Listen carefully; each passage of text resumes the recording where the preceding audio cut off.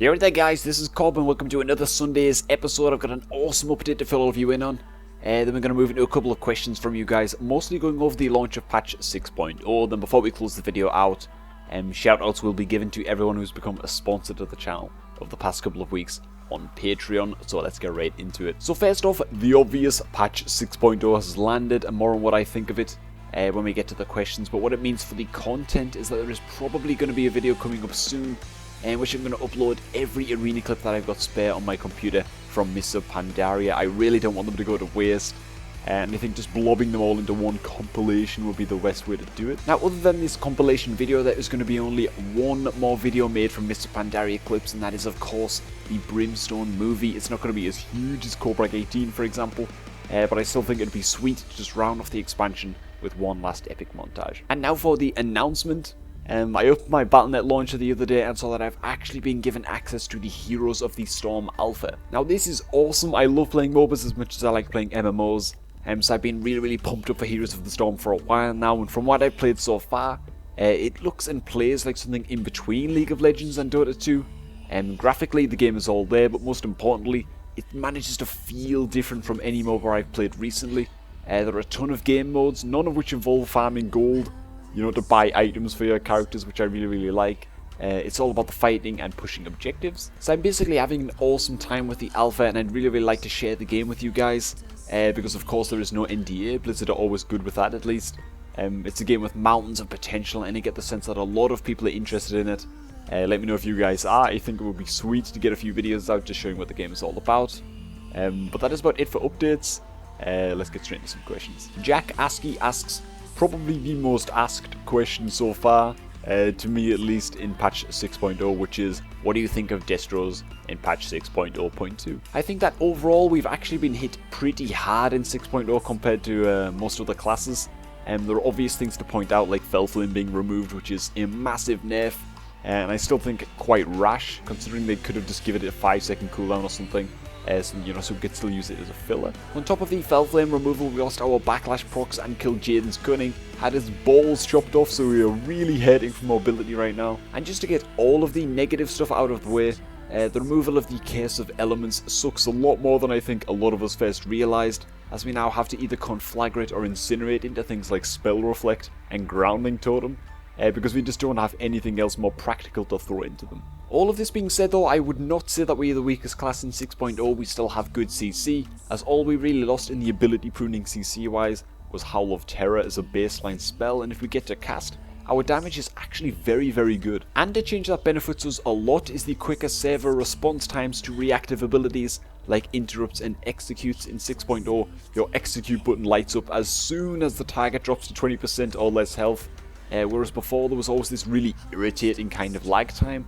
This change is obviously amazing for Destro locks, as we have arguably the most powerful execute spell in the game with Shadowburn. So we're in a strange place right now. Our mobility is absolutely awful, and I kind of feel a little bit like an arcane mage with self-heals sometimes, but it is just the pre-patch, and hell, things could be a lot worse. We really just have to wait and see how the damage and health is going to scale in Warlords. If it's anything like the beta, then we are pretty much fucked, but if Blizzard learn from the horribly slow-paced combat of the beta and shuffle things up a little bit, I'd say we're going to be just about okay. Marin Krinjak asks, if you played enough to tell, what do you think about Heroes of the Storm overall and compared to Dota? Heroes of the Storm, even though it might not look like it, feels very different to Dota 2 and even League of Legends for that matter.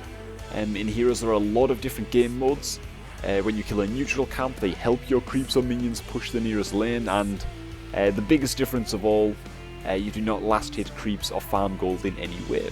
It is a lot more objective based, and instead of buying items, your character gains experience, levels up and spends talon points as you go. So what I think of the game overall, I think that it's awesome. I actually played some Dota 2 just recently after playing Heroes of the Storm, and honestly the gameplay felt so slow paced in Dota. So if there's one thing I really like about Heroes, it's that it's fast paced.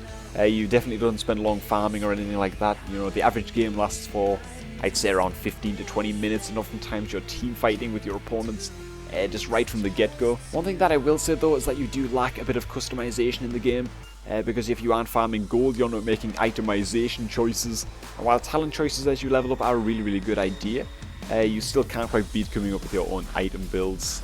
But in short though, the game is awesome. I really like it. I just wish more people had alpha access right now, just so that they could try it out for themselves. Ben 10 asks, have you ever played a video game with a story that you enjoyed or were impressed by? A couple of games or series of games come immediately to mind for me, one of them being the Metal Gear Solid series, or at least the first few of those games. I kind of lost track after 3 or 4. Another would be Final Fantasy 7 and Final Fantasy 10. Fucking awesome story-driven games right there. You know, as long as you can tolerate the turn-based combat. At least FF7 though is a game that I will never ever forget. I watched my big sister play through, eventually played it through myself, and it's just such a sick game. And I find it a little bit sad sometimes to look at console games these days and see a gaping hole in the storyline department, with maybe the exception of games like The Last of Us. I think that people get in the habit sometimes of overvaluing graphics or whatever, and just miss out on the fact that games can be like movies or books and tell a damn compelling story, you know, with characters that really stick with you for a very long time. And Cormac Jackson asks, you seem to be growing really fast. Where to from here? What are your plans and goals, or are you already there?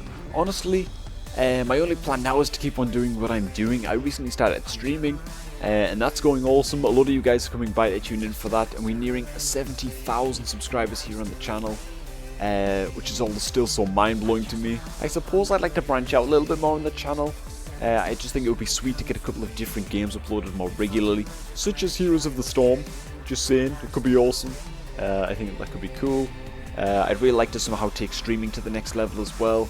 Maybe just by streaming more often or streaming for longer hours with you guys. These are all really loose goals though. It's like you mentioned, am I already there? The answer would have to be yes. Every goal I could have hoped to reach with you guys when I was first starting out on this kind of journey has been hit. The general plan now is just to keep on enjoying it, keep on making content that you guys want to check out, and just keep on doing so for as long as I'm able to. Now to shout out the latest sponsor to the channel on the Patreon page, he is Connor Jenkinson. What a boss, can't thank you enough, dude. The support means more than I can adequately describe with words, so just thank you, man. And of course, a huge thank you as well to everyone who's donated via PayPal during the live streams, as well as to everyone who's subscribed to the Twitch channel. It really does help me kind of justify to myself putting time towards streaming, to know that there are those of you who really want to show your support like that. It's just fucking amazing. And that is going to round up this Sunday's episode. As always, I'm going to be skimming through the comments and replying here and there. I always like to know what you guys are thinking. Thank you all so much for stopping by to listen to me ramble on. I hope that you all enjoyed the video. Have an awesome day, everybody. Thanks again, stay Destro, and I'm going to catch you all a little bit later.